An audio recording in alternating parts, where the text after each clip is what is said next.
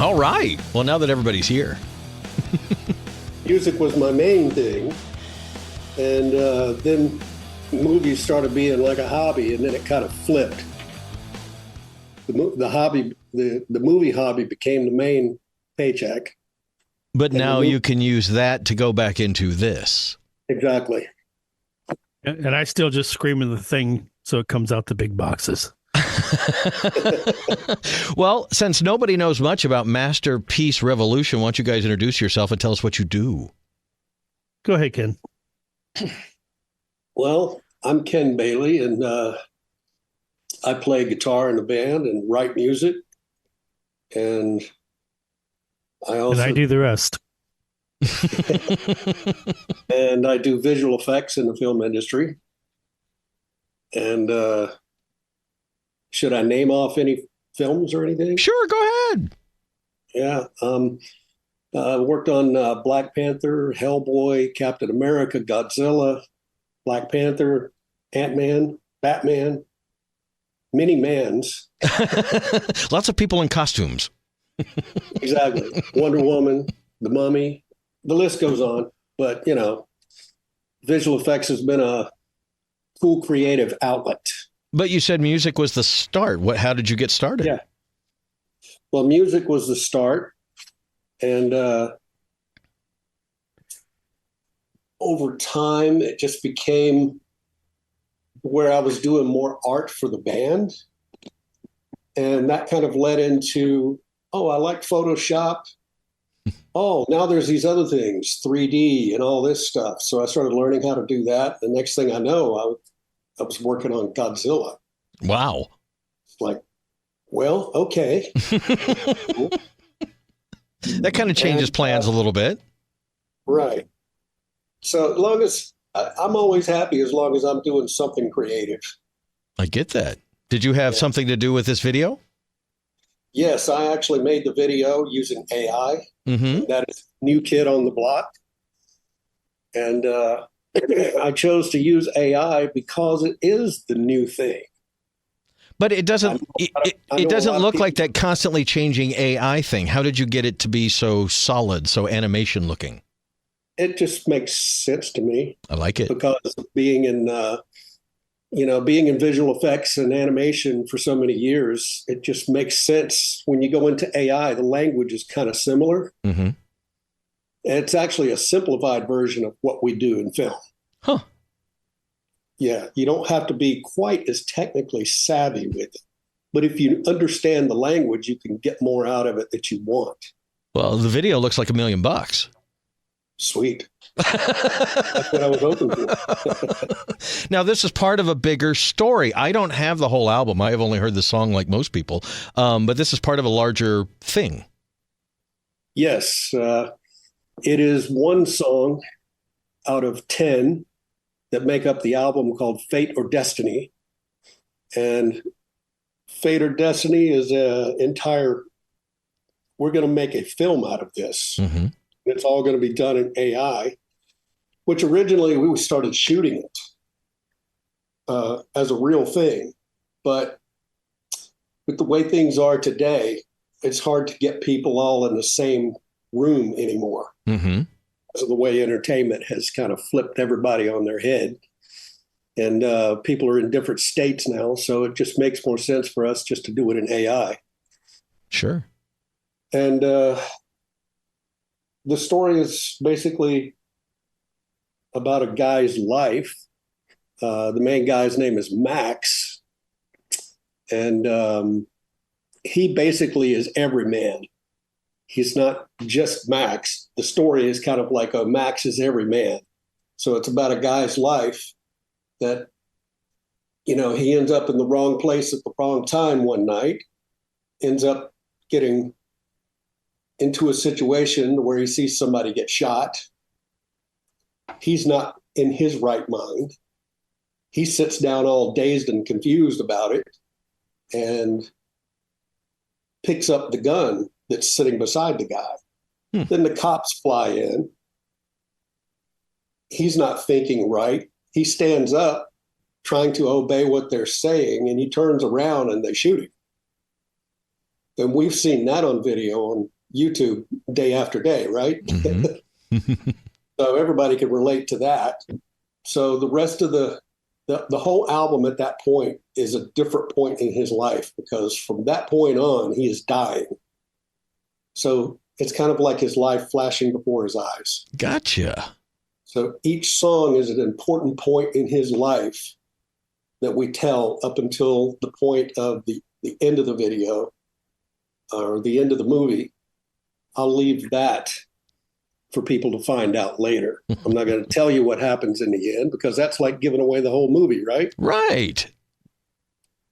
So now this is a much grander project than we usually get on a rock album these days. Well, that's the whole point. I mean, we're trying to bring album-oriented rock back. I mean, there was a time when you bought an album from, let's say, Led Zeppelin. You knew every inch of that album. Mm-hmm. Pictures, the stories, the lyrics. It just, you just had to, consume it as it was. You read the lyrics, you looked at the artwork, Oh, yeah. It became a thing to take it out and clean it off. Even CDs, I still did that. Mm-hmm. Mm-hmm. And you'd go on this musical journey. I like that. Exactly. And that's what we're trying to bring back. I mean, that's one of the things that we would like to bring back. And, and although the storyline is as simple as Ken said it is, it's also much, much deeper than that. Mm-hmm. There's a lot of political stuff in it. I don't know how freely I can speak. Let's just say stuff. I read a little bit of the background. I like where you're going. Well, I mean, and then last Tuesday just proved every goddamn thing I'd been saying in this thing, that it's all, I don't know. I don't know where your political stance is. And I'm more of a centrist. Same.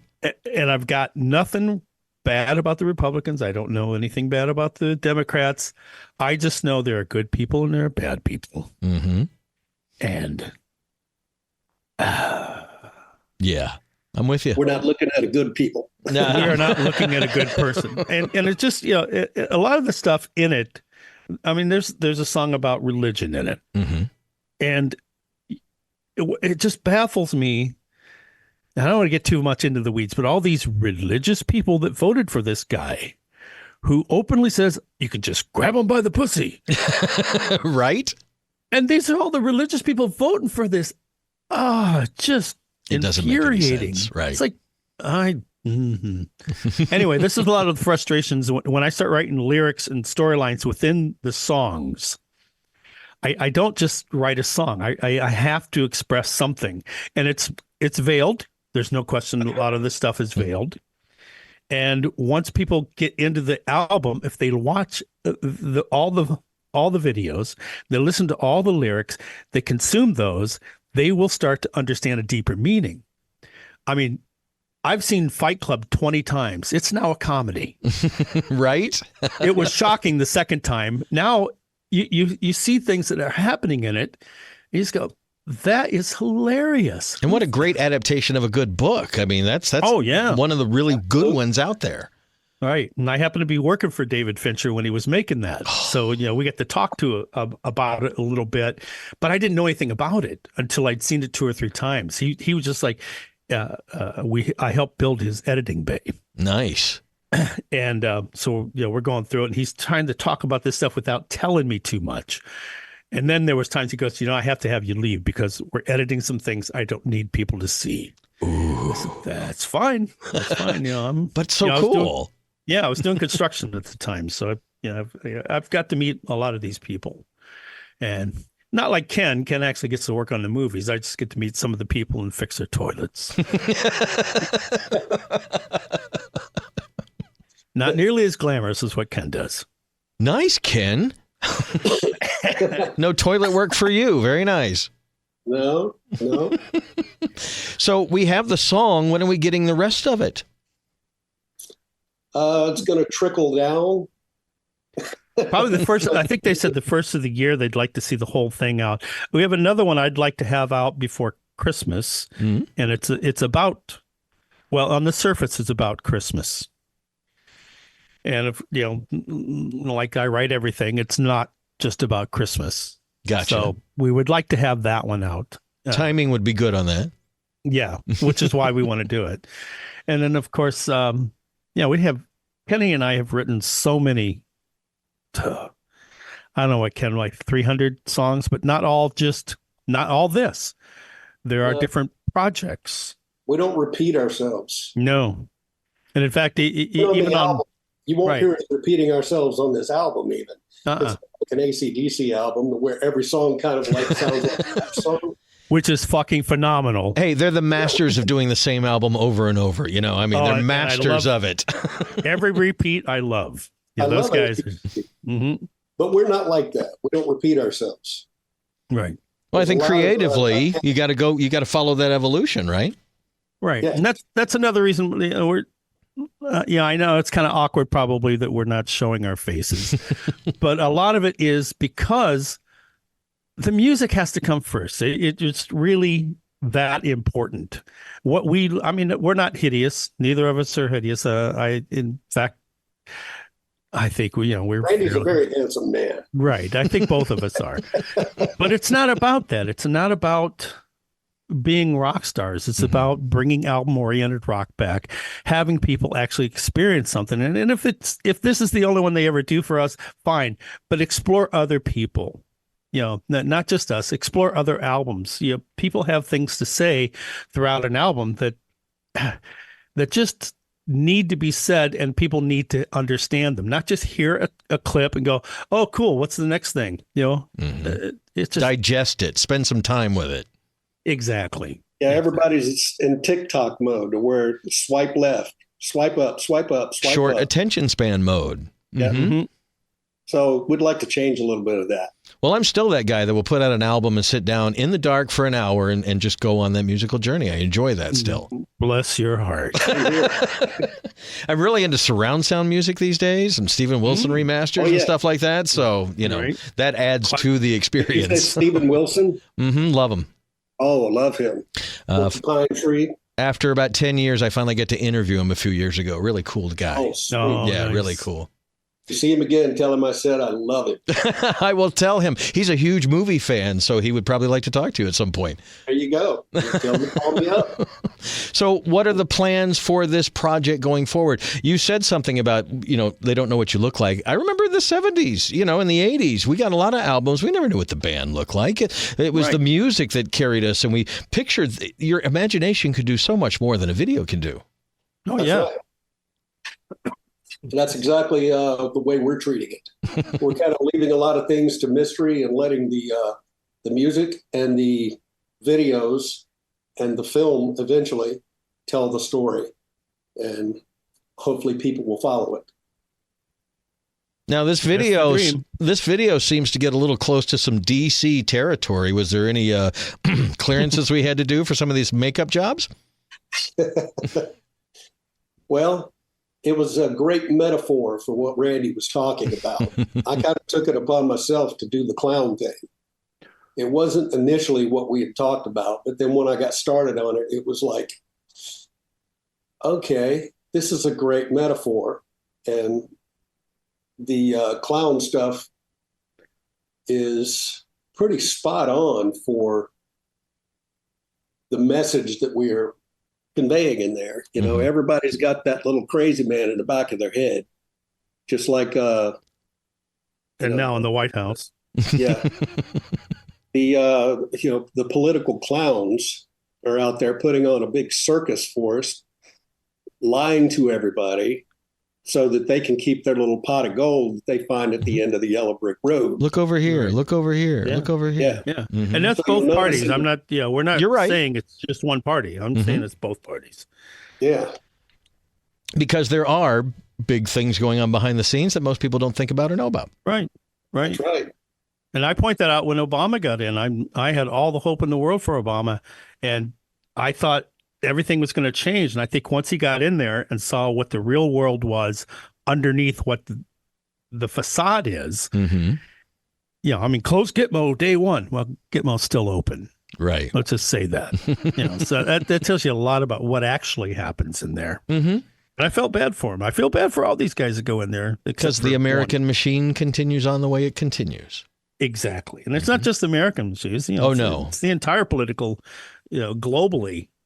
We're all connected to each other in one way or another. And unfortunately, that's includes the asshole in Russia. I think you're going to be selling a lot of albums. People are going to want to get into this mind right here. Well, I'm not sure they want in there. I'm crawling out, clawing and scratching. So you said you did everything else, Randy. What else do you do? I come up with ideas after Ken sends me music. So basically it's the way we do it. Mm-hmm. Ken sends me music. I hear the attitude. I hear the story when he sends it. He knows this. I mean, he knows me better than anybody.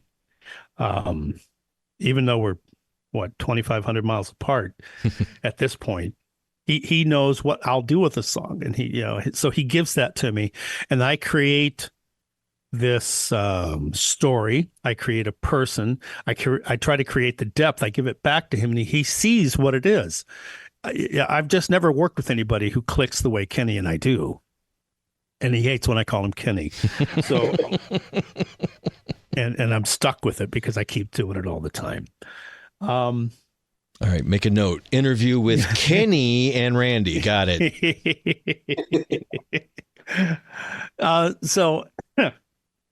Anyways, I mean, that's not really the rest. He does all the hard work. I do the brain stuff that is pretty sketchy. Okay, sketchy. Well, because I'm trying to do a storyline that and try to actually have something come up other than, I'd love to give you roses and then have you go out with me. I'm not I want to hold your hand kind of guy. I've never written songs like that. But that did really well for them. It did great for them, and they're very, Paul was very cute, and that worked for them. It wouldn't work for me. I'm just not that guy. So from the video, I think we could kind of tell. Yeah, and the way I form emotions in voice, when it needs to be a scream, it needs to be a scream. Right. And I just I get into a lot of that, I guess. So. And, so you'll hear a lot more in this. For some reason, I did a lot of screaming in this. I don't know why. The song has an old school feel with a modern touch, if you will. It would fit. It would fit right next to something from the 80s, but it's very modern. Right. Was that a conscious decision, or is that just how it came out? It is a very conscious decision. And in fact, we went to the point where there's no auto-tune. If I hit a bad note, it's on there. Nice. If it's not quite right, but it feels like the right thing, it's more about how it ends up feeling. I think perfection removes a lot of emotion. Oh, I mean, ask when Janet you're Joplin. snapping the beat to, and it just removes. Songs have a flow. Songs give and take. Yeah. Songs move. Yeah. They slow down. They speed up. They're a living thing. Yes, they are. Joe Walsh said it really well. He said, they've taken the mojo out of music. Mm-hmm. Mm-hmm. Mm-hmm. As soon as you get in there and you start tweaking everything and making it perfect, it's all the mojo's gone. You suck all of that emotion out of it, I think. Suck the life out of it. Mm-hmm. It's the imperfections that gives it life. So there are imperfections on this album. It may not be something the average listener would hear, but we hear it. And I think it's almost subliminal for people. I think they know when they hear a real record versus one of these overly auto-tuned, overly produced, nothing human left in it kind of songs. Well, even country's gotten that way. I was so disappointed. Yep. I went back to the Midwest, a month ago, and I'm listening to all the country western going on back there. I'm like, this is horrible. This is just god awful. All the auto-tuning and pop country people sing. You would think. I mean, God forbid you ever auto-tune Janis Joplin. I mean, if you auto-tuned her, you would lose every nuance that she threw in there. Right, or Ella Fitzgerald, or anybody like that. Ann Wilson from Heart, Liz Fair, Lizzie Hale. Lizzie Hale. Mm-hmm. Yeah. For God's sakes, don't auto-tune her, please. Oh my God. Somebody made it as a joke auto-tuned Freddie Mercury. Oh, And it was a nightmare. It was Robo like, Freddie. You can't do it. Horrible. Oh, send that to me. I hadn't heard that. Well, no, that'll just piss me off. Right. Hey, that might encourage you to do something, though. That might be a catalyst. I'll have to do another song then. But I will say, I am proud. We rehearsed this really well. As well as we could. 95% of the lead vocals were all done in one night. Wow. Show me a singer can do that. Very few. And it's not. I'm not saying I'm that great. I'm just saying nobody will do that. Nobody will trust themselves enough to do that. I mean, I've heard of guys take 2 weeks on one song. So if you don't know how to sing the song, move on. Right. I don't know. That's just me. I can be right. I can be kind of a dick sometimes, I guess. Well, everybody's got their way, right? And you have to follow that way. Right. That's what makes you, me, and vice versa. Mm-hmm. That's true. So why do we call the project Masterpiece Revolution? Kenny. Say that again? Why do you name it that? Why does it have the name? Oh, well, originally we called it Masterpiece. Mm-hmm. And by the time we got ready to release this thing, we realized there was some guy in the UK who decided to pick up our name and use it. It's a black guy doing some kind of odd music. I don't know how to classify it exactly. I don't have anything bad to say about it. It's just what it is. So instead of contending with that and getting mistaken for him, we just added the term revolution on the end, which says a lot anyway. It does. More than the Masterpiece does. Mm-hmm. Especially with what's going on in the world today, it seems to fit. And actually, when you see the whole album in its entirety with all the video, the revolution part makes a lot of sense. Oh, I can't wait. I have a problem with up-and-coming bands that name themselves either a common phrase or like a 3-letter word. Both of those things are really hard to look up. You guys, if you look up Masterpiece Revolution and you spell it peace, like peace sign, you are the only thing that comes up. You know, that is the only video, the only thing, the only site. That's it. I like that. That's it.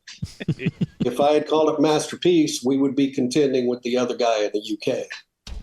And honestly, straight up, he stole the name. We had it first. Mm-hmm. Well.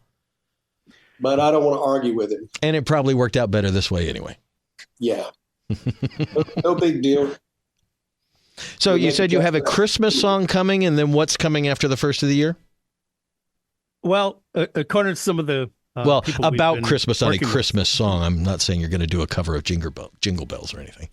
Actually, I'll tell you a little bit about the Christmas song. Okay, go ahead. First. The Christmas song, I kept thinking about, there are important parts in people's lives, thinking of the storyline of the whole album. And one of those is holidays.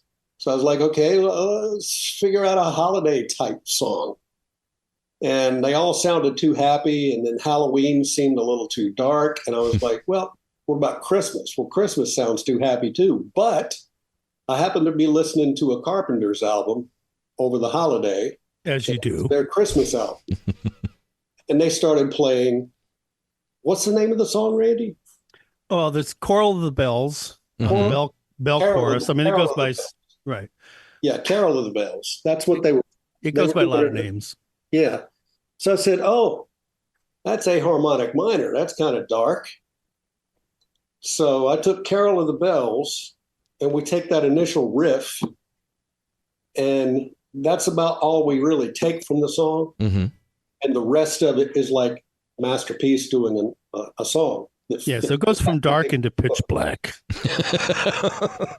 So it's kind of like doing a cover of that song, but really changing it up, and it becomes like an operatic nightmare of a Christmas. Nice. Yeah. Maybe we'll send you a sneak peek of it. That would be nice. That would be very, very, very nice. I'll let Ken send that to you after. Yeah, A Nightmare Christmas fits it very, very well. All right. I'll give it a listen. I can't wait. I really want to hear the whole project. I'm one of those radio guys that still listens to everything that comes in because I just want to hear the next great thing, and getting a chance to talk to you guys who are kind of brand new on the scene, and this is all kind of new for us. Very excited. So thank you. Well, I appreciate this interview and this chance to talk. I've listened to you several times over, I don't know, about 2-3 years. I've seen some of your interviews, and I knew who you were. And I said, thanks. Yeah, that'd be great. Well, you're not unknown like we are. Well, we'll see what happens from this. One of us is going to blow up. It's probably going to be you guys, not me, but anyway, I do appreciate you guys taking the time. We just started spinning the song. I got a whole bunch of rock fans on my radio station who went, that's a really good song. Then I show them the video, and they're totally sold on the project. So yeah, and that's all Ken. I'll give him that. He worked hard on that. So it's impressive, Ken. It really is. Oh, thank you. Appreciate it. You'll probably get a bunch of work from that, and I'll never hear from him again. It'll just be tail lights and dust. I get the feeling he still wants to make music. Nah, probably. Music's the first love, man. Well, let's get this song on the radio. Let's start making this story, and let's get Masterpiece Revolution heard, guys. Thank you so much, Scott. Absolutely. I really appreciate it. No, thank you. Talk with you anytime.